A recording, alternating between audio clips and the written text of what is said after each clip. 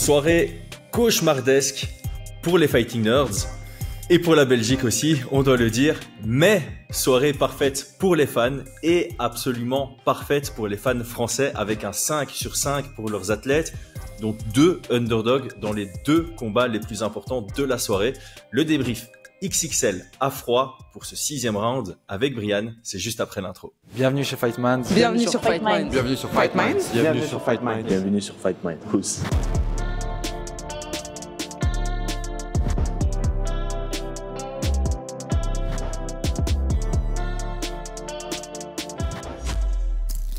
Cette vidéo vous est présentée par notre sponsor Unibet.fr. Tout d'abord, Brian, j'aimerais qu'on parle de ton expérience. Tu étais sur place. Comment était l'ambiance? Elle était bien, elle était très bien.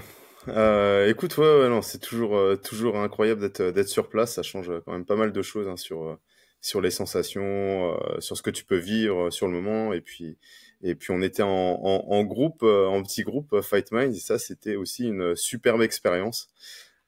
J'ai beaucoup apprécié l'expérience, j'ai beaucoup apprécié rencontrer les participants et puis de partager tout ça, toute la passion commune, quoi.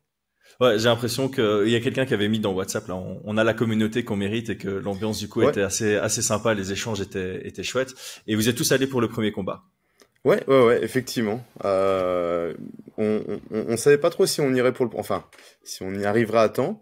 Mais la file, malgré la longueur de file, ça avance très très vite, quoi. Ouais, ça allait être une de mes questions. Est-ce que comme chaque année, on a déjà beaucoup de monde dès le début de la carte? Alors là, je pense qu'il y avait des échos que j'ai entendus, il y avait plus de monde les années précédentes. Okay. Je pense que c'est lié aux 2 premiers combats où il n'y avait pas de Français et je me demande s'il n'y avait pas Bolagi qui était en 2e combat l'année dernière. Ouais. Et très souvent, je pense que la 2e année, il y avait Zara Fern qui était en 1er ou 2e combat. Ouais. Et la première année aussi, je pense qu'il y avait dans le 2e ou 3e combat de la soirée, il devait y avoir aussi un Français quelque part. Donc, je l'avais fait je pense que je l'avais souligné dans une de nos previews en disant que, l'UFC prenait un risque en mettant le premier Français relativement tard. Mais bon, a priori, il y avait déjà une bonne ambiance assez tôt dans la soirée, même si le premier Français, au final, c'était le combat principal des prélims. Exactement, ouais. C'était super tard. Ouais, c'est vrai. Parfait sur l'ambiance. Donc, si tu veux bien, on va structurer le podcast en mode la Belgique d'abord. Comme ça, on finit sur la France avec histoire d'avoir un podcast en mode happy ending, qu'on finisse bien. On va commencer par Lecene et Keita, combat annulé. Je pense que ça a fait beaucoup de bruit la veille de l'événement et je pense que c'est intéressant de revenir dessus pour toi. Donc, juste pour remettre un tout petit peu de contexte, Lecene et Keita rate le poids de 1,6 ou 1,8 kilos, donc quand même assez conséquent. On a vu pire, mais on peut pas en vouloir à Pitbull de refuser quand il y a un tel écart et un tel raté. Il y a un contexte évidemment qui peut pas être considéré comme une excuse. Donc le contexte, c'est que le combat était prévu relativement tard. Les 4 derniers combats professionnels de Lecene et Keita, c'était dans la division du dessus chez les lightweight. Par conséquent, il n'a pas réussi à faire le poids. Son communiqué, c'est que il a fait tout ce qu'il pouvait, mais à partir d'un moment, il continue à aller dans le sauna ou il continue à faire le processus de perte de poids, mais son corps ne transpirait plus. Quel est ton avis général sur la situation? Sur la situation, mon avis général. Alors, moi, j'ai une seule question. J'aurais souhaité avoir un peu plus d'insight avant de donner mon avis, et notamment l'accompagnement qu'il a pu avoir sur cette perte de poids. À partir de combien il est allé, à quel poids il était au moment où il a signé. Est-ce qu'il a été accompagné de professionnels du cutting, par exemple, ce genre de choses, parce qu'effectivement, quand le corps ne transpire plus, c'est que il est allé au-delà de ses limites, et les limites sont pas forcément, comment je pourrais dire ça, elles peuvent se faire aussi en fonction de la manière dont tu fais le weight cut. Si tu veux le faire trop rapidement, sous le stress, si tu chauffes trop le corps, si tu n'utilises pas certaines méthodes comme les glaçons pour empêcher les messages d'alerte, tu vois, pour arrêter de transpirer. Donc voilà, donc moi c'est surtout ça. Après c'est clair que c'est toujours je t'avoue que j'avais fait le deuil un petit peu de ce combat-là dès le samedi, mais c'est vrai que le vendredi quand je l'ai appris, c'était une grosse déception, clairement. Ah oui, il y avait une grosse hype et une grosse attente autour de ce combat, de ses débuts à l'UFC, directement en carte principale, directement contre le numéro 11. Donc clairement la déception était grande. Ça a fait un coup à la carte. En plus, si on cumule ça à l'annulation de Faresiam, clairement, l'entièreté de l'UFC Paris a perdu en valeur à quelques jours de l'événement et la veille de l'événement pour l'annulation de Hossein et Keita. Mais finalement, ça restait un très très bon Fight Night. Je pense que personne s'est plaint. Le jour de l'événement, tout le monde était toujours aussi excité de pouvoir le vivre. Évidemment, nous, on a beaucoup de frustration et je pense qu'on est nombreux à être frustrés. Il y a quelques rumeurs, et j'espère qu'elles sont fausses, sur le fait que l'UFC pourrait se séparer déjà de Hossein et Keita suite à ça. Moi, personnellement, j'ai l'impression que l'UFC va quand même considérer le contexte de la signature pour laisser une seconde chance à Hossein et Keita de faire ses débuts simplement dans la promotion. Écoute, sur la question des rumeurs, là, pour l'instant, moi, je saurais pas quoi t'en dire, quoi. Je sais pas du tout ni les tenants, ni les aboutissants, donc... Non. Ouais. J'espère pas, bien évidemment, hein. Je croise les doigts pour qu'il lui laisse la chance. L'UFC a déjà montré qu'elle acceptait que les combattants ratent la pesée et qu'elle ne leur en tenait pas rigueur si elle y trouvait un intérêt quelque part. Donc, je croise les doigts. Sachant, apparemment, le contrat était très intéressant. Donc, je pense que l'UFC voit un intérêt en Hossein et Keita. Donc, j'espère. En plus, au final, ça fait du bruit et on dit il y a jamais de mauvaise publicité. Donc moi, personnellement, je suis assez... en fait, quand j'ai fait mon live juste après que le combat a été annulé, j'étais super serein sur le fait que l'UFC allait lui laisser une deuxième chance. Et j'ai juste douté parce que j'ai vu qu'il y avait pas mal de rumeurs qui allaient dans le sens genre il a été cut. C'est un peu du 50-50. Même ceux qui sont proches de certaines sources disent certains me disent oui, certains me disent non. Donc c'est un peu flou pour le moment. Voilà, on ne peut qu'espérer qu'il ait une deuxième chance. Et personnellement, j'espère que le combat sera réorganisé potentiellement à Rio. C'est le 11 octobre. Ça va pas bloquer du côté de l'UFC, mais je pense que Patricio Pitbull, je suis pas sûr qu'il acceptera de combattre une deuxième fois. Ouais. Il a un gars qui... Ça dépend en fait des infos qui manquent dont tu parlais, les infos qui manquent sur la raison pour laquelle il rate vraiment le poids. Et si t'arrives et tu dis écoutez, voilà, j'avoue j'ai merdé, j'ai signé le contrat parce que je voyais ça comme une opportunité et j'étais trop haut et j'ai tout fait pour mais j'ai échoué. Je sais que je peux le faire pour le 11 octobre. Ça peut peut-être passer. Oui, mais c'est surtout de savoir d'où vient la faute et puis peut-être après être entouré correctement. L'UFC a je pense, des très bons services pour aider au weight cutting. Donc il peut peut-être avoir des conseillers de l'UFCPI, tu vois, ce genre de choses. Donc, moi, personnellement, je garde bon espoir qu'ils ne vont pas le cutter. Je garde bon espoir. Voilà. Ouais. Et voilà, comme tu le dis, potentiellement qu'il y avait une mauvaise prise en charge ou une erreur quelque part dans la gestion du weight cut. Enfin, ça peut être que ça, en fait. Parce que quand tu acceptes un combat, t'es supposé, si tu le fais ultra professionnellement, si t'es ultra bien entouré, il y a quelqu'un qui est capable de dire, voilà où t'en es maintenant, voilà où tu dois être à telle date, c'est possible. Oui, voilà. Oui, exactement. Et là, clairement, il y avait pas cette personne-là. Quand tu vois, c'est William qui est remonté à 75. 75 kilos. Bon, tu te rapproches de lui. Tu lui demandes son secret, tu vois. Je sais pas. Mais bon. Ouais, non, clairement. Après, c'est vrai que peut-être que quand t'es en dehors de l'UFC, et surtout à l'Octagone, je pense que la plupart de ces combats étaient prévus longtemps à l'avance, donc il avait vraiment le temps de le faire un peu à l'ancienne, on va dire. Et là, il pouvait plus le faire à l'ancienne parce que c'était 2 semaines, redescendre à un poids qu'il avait plus fait depuis 2023, je pense. Ça demandait effectivement une prise en charge. Et si cette partie-là a été survolée, ce qui peut s'entendre aussi, parce que quand tu signes à l'UFC, tu as potentiellement aussi pas mal d'examens médicaux à faire, pas mal de médias à faire, etc. La réalité, c'est que tu dois mettre une priorité sur les examens médicaux et sur le weight cut. Les médias, ça doit venir en second plan. Et puis la fin de la préparation, ça reste aussi une priorité et un essentiel. Donc, on conçoit que ce soit compliqué. Donc voilà, on espère juste une deuxième chance qu'il puisse prouver que c'était un one shot, une erreur d'une fois, et j'ai vu des commentaires qui lui tombaient dessus. C'est abusé aussi l'acharnement qu'on peut avoir en ligne. J'ai l'impression que c'est de pire en pire. Je peux comprendre, mais qui n'a jamais fait d'erreur aussi. Là,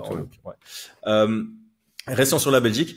Bolaji Oki contre Mason Jones. La question qui me brûle les lèvres. As-tu aimé ce fist fest? Franchement, ça a bien tapé. Franchement, ouais. On va trouver une Festival of Fist. C'est mieux. Non, mais Slugfest, voilà. voilà, C'est à ça que je on était pensais. tombé tu étais tombé sur la bonne terminologie. Bon, bien Non, mais après le podcast, mais c'est Slugfest, ouais, ouais. le Mais mot je qu'on voulais en cherchait. plus appuyer sur le combat de poing, tu vois, combat d'anglaise et tout.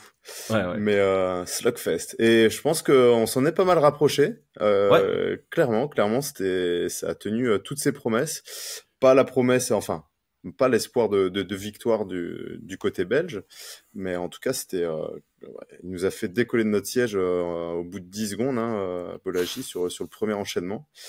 Mais voilà, Mason Jones, nous on le connaît, on le suit depuis longtemps, on sait le potentiel qu'il a.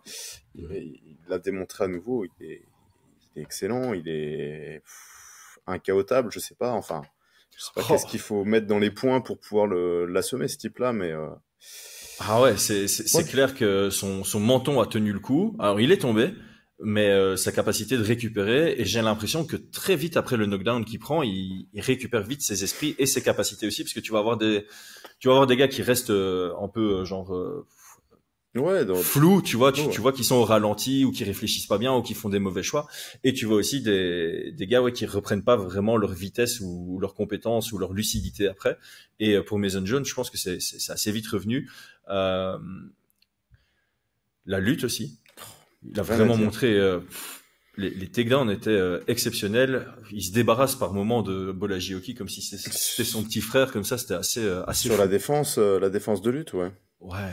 Bah écoute, en technique, il y a eu, de mémoire, j'ai pas regardé le combat, mais il y a eu le foot sweep, Ouais. la première mise au sol, magnifique. Le travail au sol, alors il y en a qui sont tombés sur le niveau de sol de Bolagi, mais je pense que c'est surtout le niveau de sol de Mason Jones qui était très très supérieur Mhm. dans sa manière de prendre la monte. C'est des détails d'aller se placer de profil, de passer sa jambe, tu vois, pour la prise de monte. Dans la manière dont il a fait, c'était vraiment ce qu'il fallait faire. Il n'y avait pas réellement d'échappatoire. Et puis la deuxième amenée qui était sûrement la plus belle, surtout quand tu as été assommé au premier round. Je pense que c'était au deuxième, ce qu'on appelle le polish throw. Tu vois, Ouais. qu'on tient Et il avait fait contre Donovan. Oh, et c'est ouais, exécution parfaite. Tu vois qu'effectivement le mec c'est un ancien judoka quoi. Mhm. Y a rien à dire. Donc voilà, il a fait le taf, il a trouvé le chemin pour la victoire. Il a vu qu'au sol il avait vraiment un boulevard Ouais. et il a trouvé vraiment le chemin jusqu'à la victoire. Et pour souligner, bah voilà, comme on l'avait dit dans la preview, il faut pas oublier qu'il a aussi un background en taekwondo et je pense qu'il a montré quelques kicks assez intéressants dans le combat. Et un truc Ouais. que j'avais oublié de préciser, parce que nous, quand on avait fait l'analyse de Mason Jones quand il affrontait Donovan Desmae, je me rappelle avoir beaucoup insisté sur la qualité de son jab. Et je Mhm. pense que dès le moment où il avait récupéré ses esprits, il a commencé à construire son jeu derrière son jab et ça a très bien fonctionné. Donc vraiment, je le répète, pour moi, il a toutes les compétences qu'il faut pour percer dans le top 15, pour arriver dans le top 15. Peut-être pas super haut pour l'instant, mais voilà, il peut, selon moi, en termes de compétences, de ce qu'il peut montrer, arriver dans ce top 15 chez les lightweight. Mais il manque, comme tu l'avais exprimé auprès de Rhys Maki, il manque une vraie colonne vertébrale Ouais.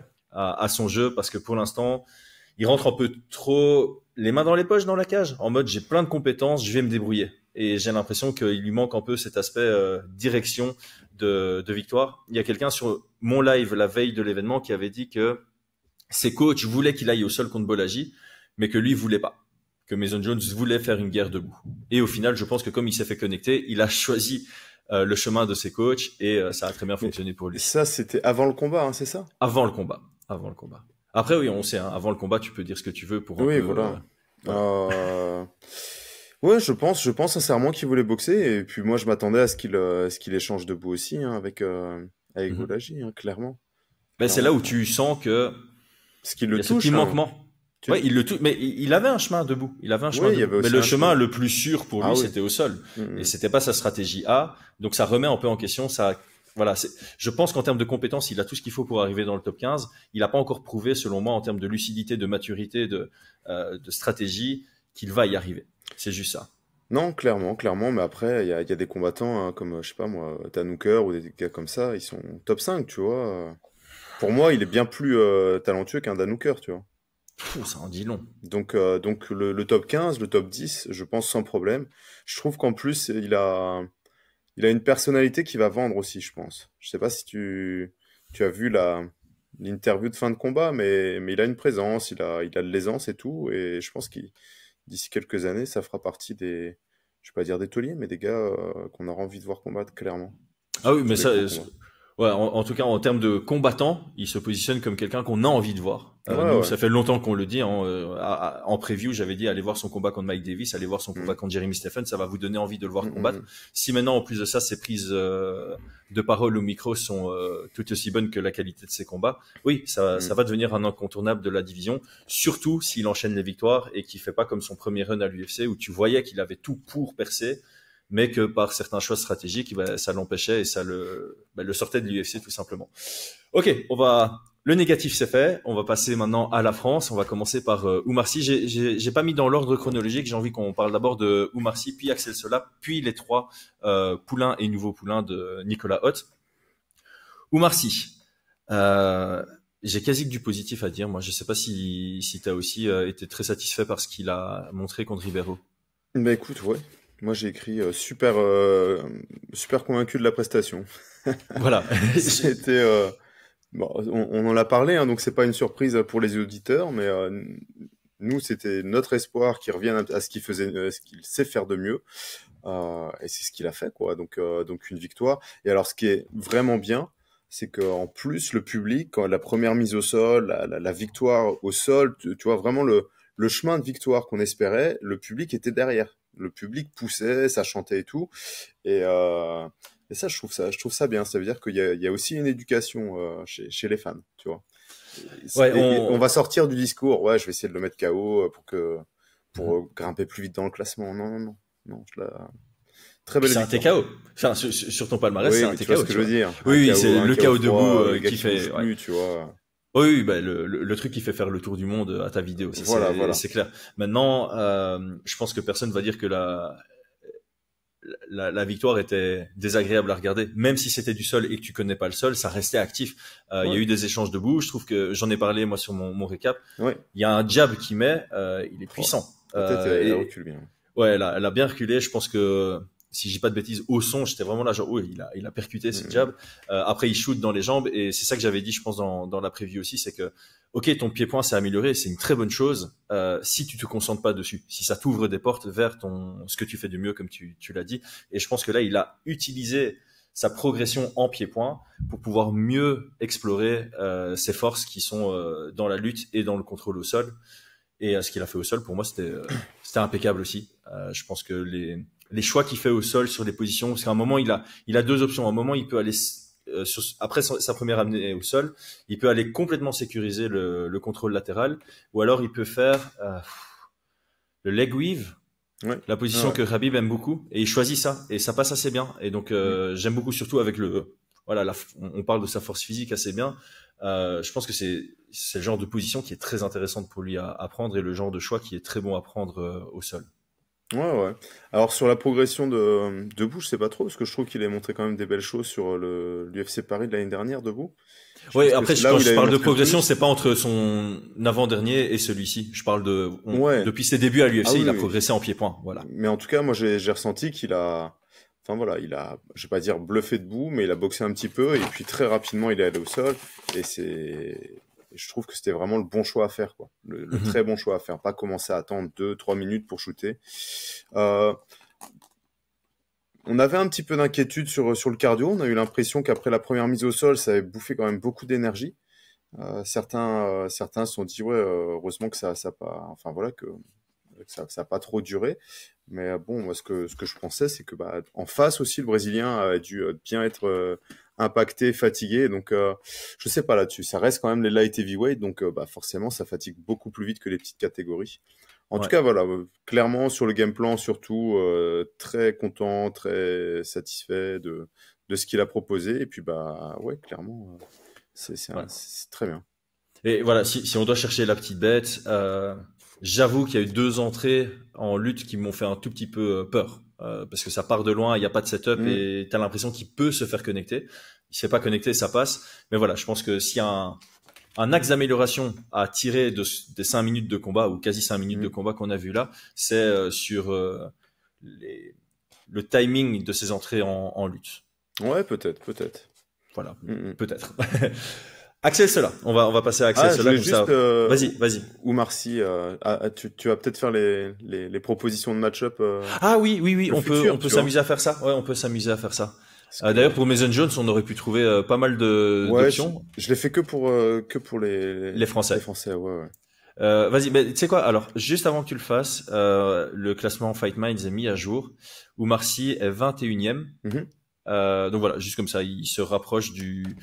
Et Il je a sais pas si Zhang fait partie de tes options, mais Zhang est 19e à notre classement, donc Zhang contre Oumar Sy, ça peut être une option. Écoute, c'est le premier de la liste. Ah ben voilà. On en avait parlé suite à la défaite de Zhang. Je sais plus si c'est toi qui avais proposé l'idée, mais Ouais. je trouve que c'est une très bonne idée. Zhang, c'est pas mal. J'avais noté, sur la même carte, il y avait Bukauskas. Je sais pas Ouais. s'il est classé. Il est numéro 13 là. Chez nous, il est numéro 13. À Ah ouais. l'UFC, il n'était pas encore classé, donc après sa victoire contre Paul Donc Craig, voilà, peut-être qu'il va rentrer. Mais ouais, encore une fois, opposition de style. Ça peut être intéressant. Bukauskas s'est peut-être regardé un peu loin derrière lui, puisque maintenant il est à 6-1 sur son deuxième run à l'UFC avec 4 victoires consécutives. Ah oui. Voilà, on peut peut-être le laisser regarder plus haut, mais l'opposition me plaît. Sur papier, ça me plaît. Et puis j'avais noté un peu plus haut, Johnny Walker ou Krylov, c'est des noms qui sont un petit peu plus connus. Et un Johnny Walker, je pense que c'est prenable, tu vois. Ouais, je pense aussi. Alors, clairement, dans l'ordre, je dirais plutôt Zhang. Je pense que ce sera plutôt Zhang de confirmer sa place, de confirmer d'avoir 2 victoires. Et puis après, regarder un nom un petit peu plus haut, clairement. Ouais, et je pense, voilà, sportivement, même pour Oumar Sy, il est encore très jeune dans sa carrière, honnêtement, et même très jeune en âge pour la division. Va le faire, il faut pas le précipiter vers le haut, selon moi. Et donc effectivement, Zhang, ça peut être un bon test parce que Zhang, il a fait ses 3 et même statistiquement, Zhang, il finit beaucoup au premier round ou se fait finir au premier round. Oumar Sy, statistiquement, il y a pas mal de finishes au premier round aussi. Donc ça se vend. C'est un combat qui se vend. D'un point de vue classement et sportif, ça s'entend clairement. Donc pourquoi pas.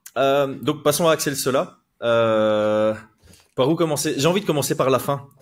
J'en ai pas parlé dans mon récap, mais c'est vrai qu'à l'international, il y a eu un peu cette polémique autour de arrêt prématuré. Moi, je voulais quand même donner un mot là-dessus. C'est arrêt prématuré ou non, le combat allait vers une victoire d'Axel Sola. C'est le premier truc que j'ai envie de dire là-dessus. Maintenant, on peut avoir le débat sur est-ce que selon toi, l'arrêt est prématuré ou complètement justifié?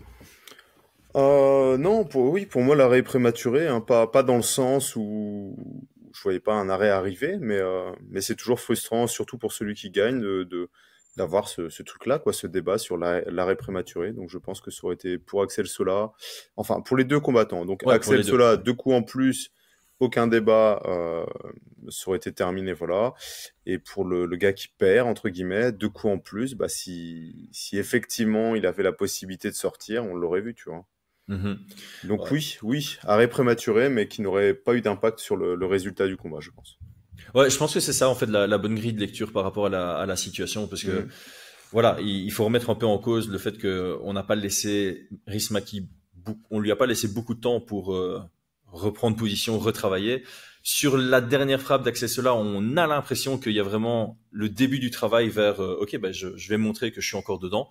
Donc je peux comprendre la frustration du côté de Rismaki qui directement se relève après et discute un peu de l'arrêt. Je peux comprendre une certaine frustration chez les fans neutres ou les fans encore plus de Rismaki.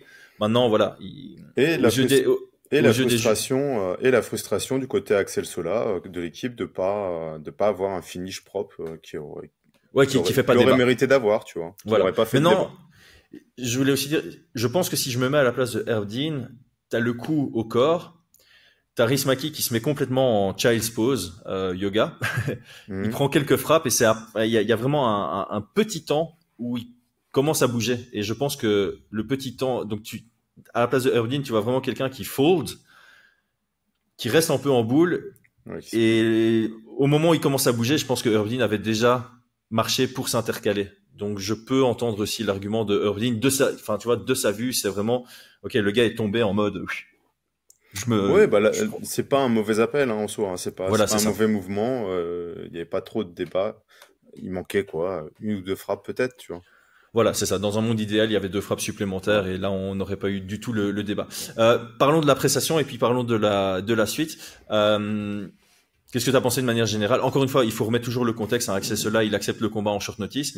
Rhys Maki, c'est un adversaire en short notice, mais comme je l'avais dit, j'avais l'info aussi que l'UFC lui cherchait un adversaire et donc Rhys Maki se préparait pour la date. Il savait juste pas contre qui. Voilà, c'est une nouvelle catégorie de poids pour Axel Sola. Enfin, en tout cas, c'est une catégorie de poids dans laquelle il n'est plus depuis son 6e combat professionnel. Et il vient bien matcher en termes de puissance de frappe, je trouve. Est-ce que dans la lutte, on sent que il y avait une différence? Bah, personnellement, je m'attendais à ce qu'il mette plus facilement au sol Rhys Maki. C'est peut-être la prestation qui m'a je vais pas dire le moins convaincu, mais j'étais un peu, enfin voilà, hein, vous savez, moi je voyais Axel Sola l'emporter, j'avais dit 80% de chances qu'il emporte ce combat, et et c'était pas, je le voyais passer ce combat beaucoup plus facilement, se faire se rendre la tâche plus facile. Ouais. En lutte, je pense pas que Rhys Maki soit un très très bon défenseur, tu vois.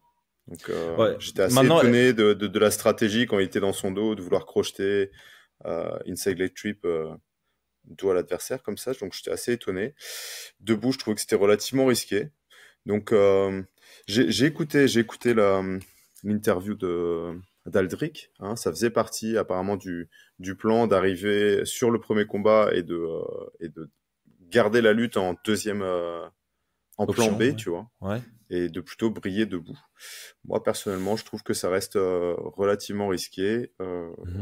Surtout contre Maki, mais ouais. Oui, surtout contre Maki, et puis voilà, je pense qu'on avait quand même des beaux exemples que la lutte, elle commence à être appréciée par les fans, et que tu peux emporter un combat juste grâce à ta lutte, en obtenant un finish sans prendre trop de risques et bien démarrer, quoi, tu vois. Ouais, Donc, surtout, encore une fois, personnellement, surtout j'étais que là, assez il y étonné. a, ouais.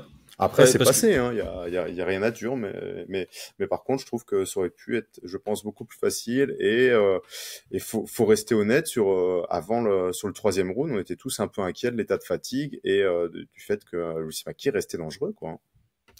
ouais, mais en fait, c'est toujours ça. Quand tu fais une analyse après un combat, t'as le résultat. Donc, il y a Ouais, certains éléments qui sont faciles. Mais il faut aussi se rappeler de l'état dans lequel t'étais avant que t'aies le résultat. Et ouais, clairement, moi, je l'avais dit, pour moi, je donne le 1 à Axel Sola.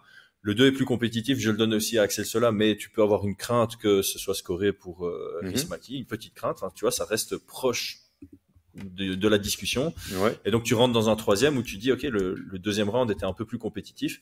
Donc si tu es en train de chercher Tu les les as? scorings, j'étais allé voir les trois juges. Les trois juges étaient Ah, unanimes sur le 20-18 pour Axel Sola. Il y a personne qui a donné le je- deuxième round à Rhys Maki. j'avais Euh, 20-18 aussi, hein. ouais, je pense Mhm. que à mon avis 80%, enfin même plus. T'as peut-être 90% des gens qui avaient euh, le même résultat. Mais voilà, j'ai vu quand même quelques personnes qui hésitaient sur le deuxième round. Je suis sur Twitter, il y avait Ouais, mais quelques tweets où tu il y avait hésitais, un quoi. retour, c'était plus équilibré, il y avait des signes de fatigue, Ouais. ça c'est clair. Voilà, donc tu pouvais avoir un petit coup de stress. Et donc si tu reviens un peu en mode comment aurais-tu pu aborder le combat pour te donner un maximum de chance, c'était effectivement en mettant un peu plus la lutte au cœur de ta prestation. Donc voilà, on ne peut pas être biaisé dans ce qu'on dit. On l'a déjà dit à l'international, quand tu as un chemin clair vers la victoire, prends-le à Mm. l'UFC, surtout quand tu as un contexte comme ça, tu es en short notice, tu es dans la division du dessus, personne va t'en vouloir d'aller prendre une victoire dans ta force et là où il y a le plus gros écart entre Mm. les capacités de ton adversaire et les tiennes. Maintenant Alors, voilà, ils ont choisi le chemin du striking, c'est passé, tant ouais. mieux, Alors, vraiment tant mieux. ce que disait Axel Sola, c'est que avant d'avoir l'opportunité de combattre à l'UFC, c'est qu'il se préparait surtout en striking. Donc, il était dans une phase d'entraînement technique où c'était beaucoup de striking, pas beaucoup de lutte apparemment.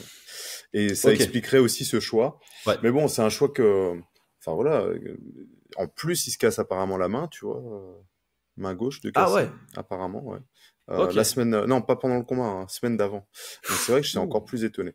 Mais pour en venir sur le truc, c'est une belle prestation. Je pense que, enfin, voilà. Après, je vais être honnête et je pense qu'Axel Sola, j'en attends un petit peu plus pour la suite, tu vois. Mhm. Dans le Bah, sens où je pense il était bien meilleur. Si on refait le combat avec une meilleure s'il refait le combat avec une meilleure préparation contre Rhys Maki, je pense il y aura zéro débat, tu vois. ouais. Tu vois ce que je Mais, veux dire?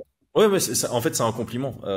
Oui, On peut être critique par rapport à la prestation, et la critique vient du potentiel qu'on lui attribue. Et donc, si oui, on critique voilà. sa prestation par rapport au potentiel qu'on lui attribue, c'est un compliment. Ça veut dire, selon nous, il est encore meilleur que ce qu'il a montré. Oui, C'est comme ça exactement. qu'il faut le voir. Donc voilà, tout ce qu'on peut espérer, c'est que sur le prochain combat, il y aura plus de préparation en termes de temps. Ah bah L'adversaire oui. sera mieux connu à l'avance. Il y aura peut-être pas de blessure à la main. Et par Mm. conséquent, il y aura quelque chose qui sera peut-être un peu plus axé stratégie et un peu moins axé je veux performer devant un public. Maintenant, respect à lui d'avoir performé et d'avoir obtenu ce Ce qu'il résultat. cherchait, hein, clairement. Mm. Donc voilà, il finalise Rismaki, on l'avait dit. Pas facile à finaliser le Rismaki. Le finish est très beau. C'est pas, enfin, personne ne parle dans le key punch, mais ce que je veux dire par là, c'est, il avait utilisé cette technique plus tôt dans le combat, et Mm. c'est la troisième fois dans le combat qu'elle passe, cette petite esquive lui percute, ça passe super bien, il y en a très peu qui le font, c'est quelque chose qu'on voit beaucoup plus en boxe anglaise, moins en MMA, donc franchement, respect à lui pour ça. Et dernier point qu'on doit souligner sur ce combat, le cœur des deux combattants. Ah oui, oui. Je crois que là, c'est vraiment respect aux deux, parce qu'ils y sont allés avec le cœur. Bah, je pense qu'en plus, c'est vraiment leur particularité aux deux. Mhm. Si vous regardez les combats qu'ils ont fait précédemment, ça a toujours été très très loin dans le cardio, dans la volonté, mais que ce soit pour Axel Sola ou pour Luis Maki, et ça a été encore le cas hier soir, clairement. Pour la suite, là, la discussion est assez intéressante parce que c'est un short notice, il est dans la division du dessus, il gagne son combat. Comment le situer chez les lightweight? J'imagine que son prochain combat sera chez les lightweight. Est-ce que tu le mets contre quelqu'un qui est un peu comme lui, tu vois, qui a 1-0, 1-1 à l'UFC? Est-ce que tu le fais un Ah peu ouais, ouais. monter? T'as eu une idée dans tes recherches, un nom qui pourrait te plaire ou tu pars du principe, voilà, on prend quelqu'un qui est 1-0, 1-1, 2-1 à l'UFC et ça devrait être bien. Euh, Non, j'ai pas réellement d'idée, j'y ai pas réfléchi. On Ok. peut se faire un petit France-Belgique hein, contre le Séné Keita. Ah ben ok, ben je l'avais noté ici dans mes notes parce que j'en ai parlé Voilà, parce qu'il y dans en mon a, il y en récap. a qui. C'est moi j'aime bien Ah, l'idée. Si et en plus en termes de probabilité, voilà, l'UFC pourrait dire ok, tu sais quoi, le Sané, on te cut pas, mais ton prochain combat c'est lightweight. Axel Sola hmm. revient au lightweight. Ah, le petit choc franco-belge, ça me déplaît pas, tu vois. Moi Ouais, je écoute, suis pour, tu vois. tout le monde aime bien ce genre d'affrontement. Ça, après, sinon, bah, de toute façon, je pense que je vais être honnête, je pense qu'Axel Sola, il doit faire 3, 4 combats, 5 combats dans le ventre mou de l'UFC pour continuer à progresser, tu vois. Je ne vois pas Ouais, faire. ouais. Je pense pas que ce soit une bonne idée qu'il ait une montée fulgurante ou quoi que ce soit, passer directement sur des gros noms. Mhm. Donc, il sera peut-être opposé à quelqu'un qui a été sélectionné via les Dana White Contenders, tu vois, un nouveau venu. Et je pense que ouais, prochaine année, il faudra qu'il soit plutôt là-dedans. Donc Ouais, peut-être pas des noms connus, il faudra pas trop en attendre, mais en tout cas, je pense que si le management fait ça bien, ce serait pas mal. ouais, je suis entièrement d'accord avec toi. Là aussi, on a un cas d'un gars qui est jeune dans sa carrière, Mm. qui est jeune en âge. Il n'y a aucune raison de précipiter. On n'a pas eu, euh, il n'a pas roulé non plus sur Rhys Maki. Il gagne très très bien le combat, mais il n'a pas roulé dessus. Donc Voilà, on n'est pas en train de exactement. se dire, oh, il y a un écart entre celui qui vient d'affronter Non. et Axel Sola. Et on va le rappeler, Rhys Maki, tout le respect qu'on a pour lui. On l'avait dit avant le combat, il fait un premier run où il y a rien, il n'y a pas de victoire. Et Mm. sur son deuxième run, il prend une victoire dans son 5e combat à l'UFC. Contre Frunza, qui je sais pas s'il est encore à l'UFC. Donc Rhys Maki est pas non plus le gars qui te garantit que tu as un niveau top Non. 15. Donc voilà, je te rejoins, Axel Sola à construire progressivement, pas de raison de le propulser vers quelqu'un qui est déjà à 4-0 à l'UFC. Voilà, comme tu dis, quelqu'un qui vient des Dana White Contender Series, quelqu'un qui a 1-0, 1-1, 2-1, tout ça, ça se vaut, ou le Séné Keita. On enchaîne maintenant avec les 3 poulains de Nicolas Hoth. Ça va valoir la peine de pouvoir enchaîner de cette manière-là. Donc, on va commencer chronologiquement. William Gomis tout d'abord. Un nouveau visage. Ouais, bah, c'est bien, c'est chronologique et en même temps, c'est du plus récent au plus ancien en termes de Ouais, coaching. ouais, Et ouais, ça va ouais, être ouais. intéressant de parler de ça aussi. Ah, ben, totalement d'accord avec toi. Donc, commençons par Gomis. Qu'est-ce que tu as à dire sur cette prestation? Et Ah sur le ben, combat aussi, parce que pour moi, le combat était très chouette. écoute, alors la première des choses, c'est que je suis content d'avoir vu William Gomis qui travaillait sur le pied avant, qui a mis de la pression. Donc ça, on en avait parlé. Mhm. On avait espoir de voir un petit peu ça sur ce combat. Euh, Ce que j'en ai pensé, c'est que je pense que ouais, Ruchala était plus fort que ce que je pensais. Et je pense que William Gomis, en tout cas, c'est ce qu'il a dit à la fin. Et effectivement, je m'attendais à ce que William Gomis, d'ailleurs, je sais pas pourquoi j'avais pas misé sur lui. Je m'attendais à ce qu'il le batte. J'avais pas trop Ouais. de doute hein, sur. Je voyais pas trop comment Ruchala pouvait l'emporter. Je le voyais meilleur partout. Mais non, Ruchala a très très bien bossé. Il a monté une très belle lutte. Euh, voilà, on a eu des questionnements. Alors, je me suis posé la question pourquoi il utilisait plus ses middle kicks à partir du deuxième round, parce qu'il en a placé des très très beaux. Ouais. Donc, il a utilisé les stabs, les crescent kicks, tu vois, ce qui Ouais. remonte sur le côté. Mais il n'y a plus de middle, c'est plutôt Ruchala qui en envoyait à partir du deuxième. Mhm. Et puis bah oui, au fur et à mesure, alors c'est pour ça, hein, il est beaucoup plus jeune, je pense, sous la tutelle de Nicolas, et je trouve que bah, le début a montré qu'il y avait quelqu'un derrière qui lui avait concocté un game plan, et plus ça avançait, moins c'était un peu le cas, plus ça devenait un peu compliqué. Et, Ouais. mais bon, il l'a emporté, enfin voilà, hein. Moi j'avais 30-27 pour être honnête, j'entendais le 29-28. Le deuxième Ouais. round, j'ai écouté ton retour. Mais personnellement, je pense que la mise au sol de Ruchala et le contrôle n'étaient pas supérieurs à ce qu'avait proposé avant Ouais. William Gomis debout en termes d'impact, de dangerosité. Mais bon, après, ça pouvait s'entendre hein, Ben voilà, de ce côté. là, on est sur les deux cas de figure. Les juges le montrent et je pense que la plupart je suis pas allé sur MMA Decisions, mais à mon avis, on a vraiment un gros split entre le 30-27 et le 29-28. Pas que ça Ouais. va changer le résultat, mais voilà, ici, je suis dessus. Donc, il y avait deux juges qui donnent 29-28. Ah non, tous les médias, 29-28. Ah ouais. Je m'attendais pas à ça. Et chez les fans, euh, ah ouais, 46%, 29-28 et 18%, 30-27. Mais je pense que le début du round, tu l'inverses avec la fin du round, avec un Ruchala qui contrôle là, pendant 1 minute, 2 minutes, et puis la boxe de William Gomis sur la fin, ça aurait été complètement l'inverse, tu vois. Ouais, Parce que pour moi, ouais, c'était c'est vraiment possible. très, très équivalent. Et normalement, ouais, il y a pas eu de mise en danger de soumission hein, sur ce deuxième round de la part de Ruchala. Je Non, pense. du tout. Moi, je trouve que le côté impactant du travail de Ruchala au sol, c'était vraiment que tu sentais que c'était énergivore, quoi, que ça bossait des deux côtés. Hmm. Et qu'il y avait vraiment un Gomis qui voulait se relever et un Ruchala qui bossait pour ne pas le laisser se relever.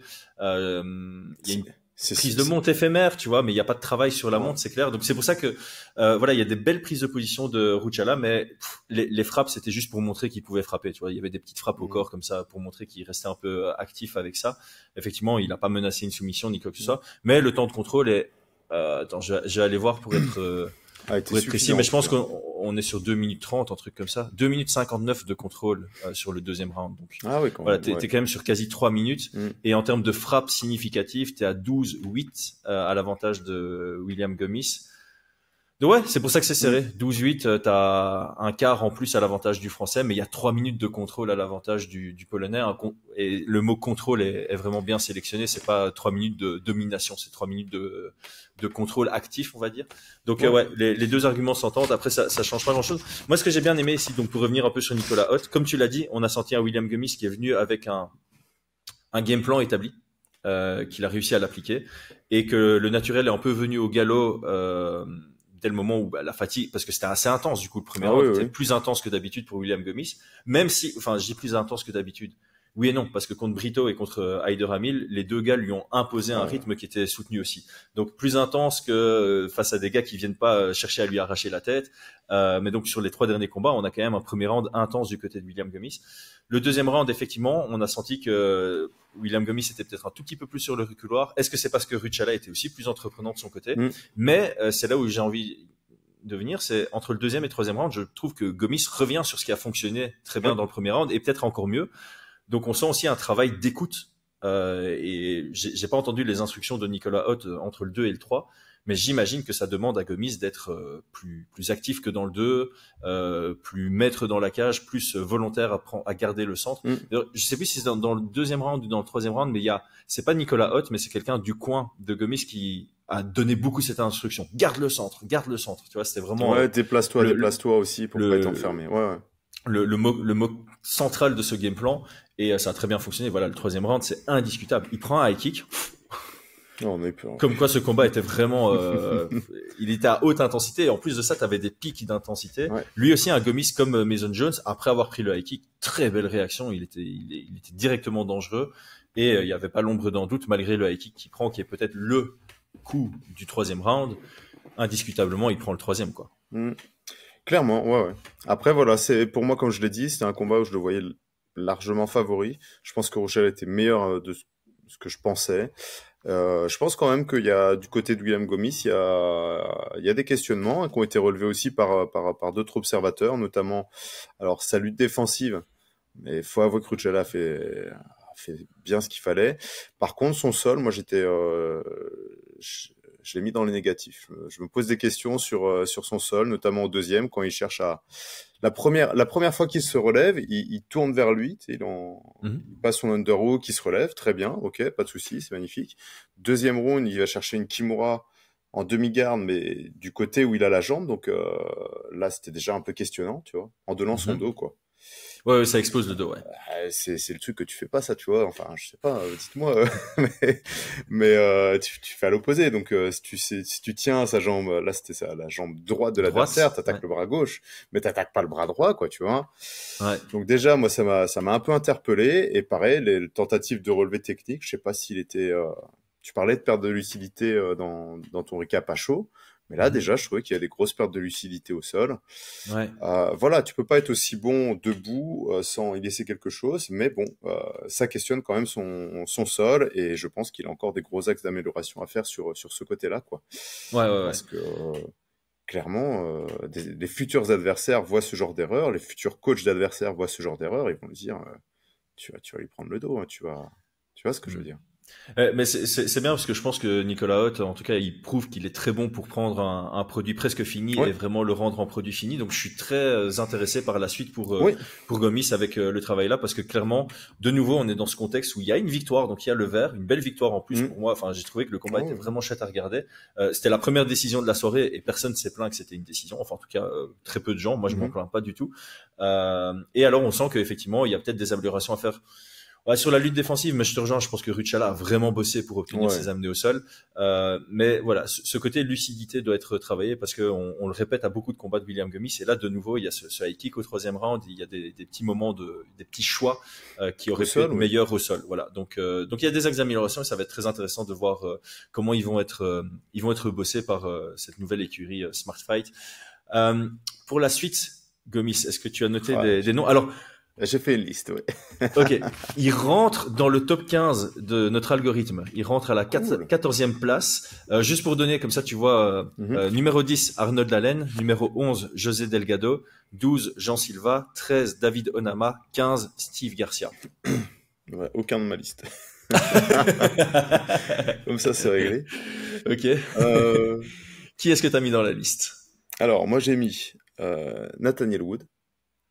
J'aimerais bien une petite revanche, quoi, française. Ouais, j'aime beaucoup. Sur les Anglais. Nathaniel Wood, enfin, ouais.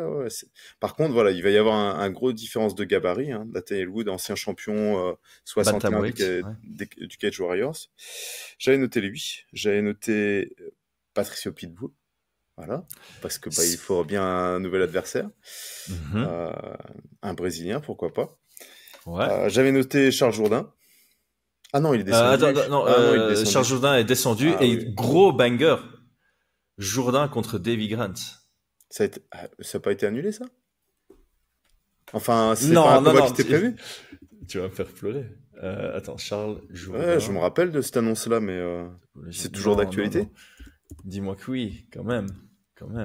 Oui, confirmed upcoming fights. Le 18 octobre pour mon anniversaire. Banger.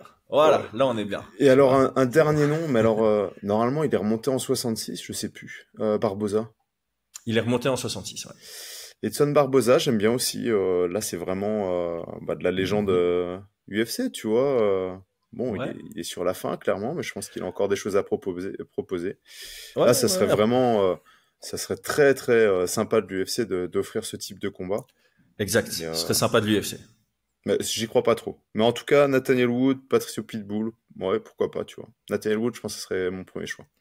Ouais, et je pense que c'est un bon choix pour l'UFC aussi. Oui. Après, ouais. Non, ouais, je reste là-dessus aussi. Toi, Je l'aime ce bien. serait quoi?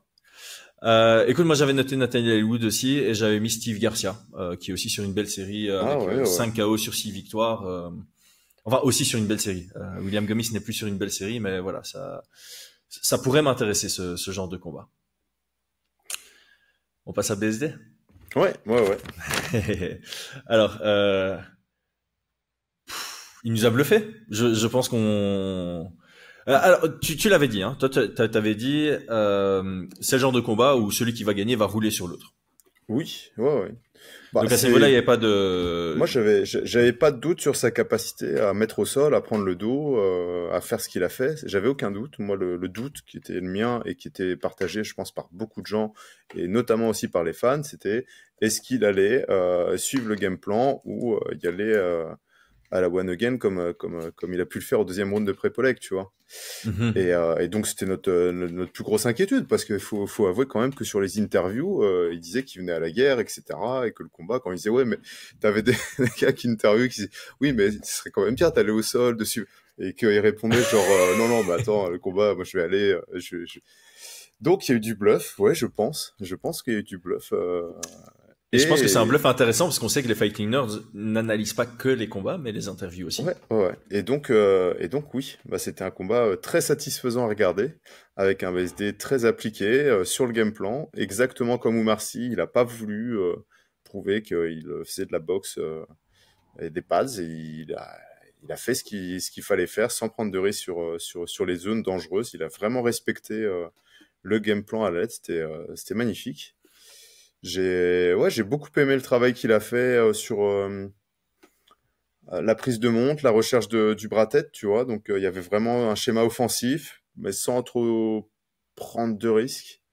Tu en as parlé hein, sur cette prise de dos. Bon, bah, oui, ça fait partie des petits points un petit peu qui font, je vais pas dire mal, mais où, non, il devait redescendre beaucoup plus rapidement sur sa position pour ne pas avoir à refaire le travail de shooter et de remettre au sol. Ouais. Après, voilà, c'est des petits, des petits détails, entre guillemets, quoi. Ouais, ça lui a Mais, pas posé préjudice parce que par la suite, il a continué à ouais, rouler dessus, en fait, hein, ouais. ouais. On a des inquiétudes clairement sur ce combat-là. De toute façon, c'est simple. Entre le moment où il était hors distance et le moment où il l'attrapait, toute cette zone-là, on était tous stressés. Voilà. Sûrement Voilà. lui aussi, sûrement les coachs aussi, sûrement les fans absolus aussi. Bon, bah, on savait que c'était La zone de voilà. risque. La zone La à zone de risque, tu vois, danger. que tu Ouais. cours, t'as un sniper, tu traverses en zigzag, t'espères qu'il te touche pas, et, et si tu passes de l'autre côté, t'es heureux, tu vois. Ouais, d'ailleurs, il y a eu un moment, c'est vrai que j'ai pas relevé ça dans mon récap à chaud, mais maintenant que tu parles de ça, il y a aussi un moment où, assez tôt dans le combat, où BSD, vraiment, il vient pour mettre la pression, mais il cadre pas du tout, et t'as eu genre, ouais, et tu vois, genre, Mauricio Ruffi, il fait juste Ouais. un changement de direction, et t'as vraiment BSD qui fonce presque dans la cage, et puis qui retourne le suivre, donc et pour moi, ça rajoute de la beauté à la prestation de BSD, parce que malgré les très bons déplacements de Mauricio Ruffi, ouais, il a rendu le volume de Ruffi quasi Ouais. nul, quoi. Et je pense qu'il y a eu un travail sur le cadrage aussi, hein. Parce qu'on en avait parlé, je crois, sur l'analyse, je sais plus si c'était avec Dustin Poirier, mais il y a des fois où il suivait, tu sais, avec Ouais. un angle où il n'était pas en face de la cage, quoi. Donc, et Mhm. là, j'ai trouvé oui, je pense que, en gros, Ruffy se déplaçait de mémoire, hein. Il se déplaçait et au lieu de suivre, il a coupé tout simplement pour se retrouver en Ouais. face et attaquer. Et voilà, hein, tu le fais pas du jour au lendemain comme ça, tiens, tu te dis, tiens, je vais Non. le faire. Non, ça veut dire que ça a été travaillé en amont, que ça a été acquis, entre guillemets, pour fermer les portes et shooter. Bah, Donc, on sait vraiment bien, quoi. que Nicolas aime beaucoup faire des sparring où t'as juste deux gars dans la cage au Venom Training Camp, tu vois, parce que t'as beaucoup d'équipes où le sparring, c'est ok, tout le monde en sparring en même temps, on va mettre deux groupes dans la cage, on va mettre le reste sur Ouais, le mais tapis, ça, c'est, et ah ouais. ça peut jouer, tu vois, Ouais, mais le ça, fait que tu sois juste. c'est en novice, tu fais pas ça en pro. Tu penses qu'il y a des clubs de, Je crois qu'il y a beaucoup de clubs qui font encore ça et sérieux? qui font, ouais. Attends, t'imagines, nous, niveau amateur, On avait un temps d'avance, mais, Brian. T'as vu non, nos non, résultats entre non, non, 2019 parce et que mais 2021? je parle pas de nous, je te parle pas moi, mon club, les novices amateurs, quand ils préparent Ils travaillent déjà leur comme ça, combat, ouais. ils travaillent déjà sur des aires où ils sont tout seuls dans une superficie.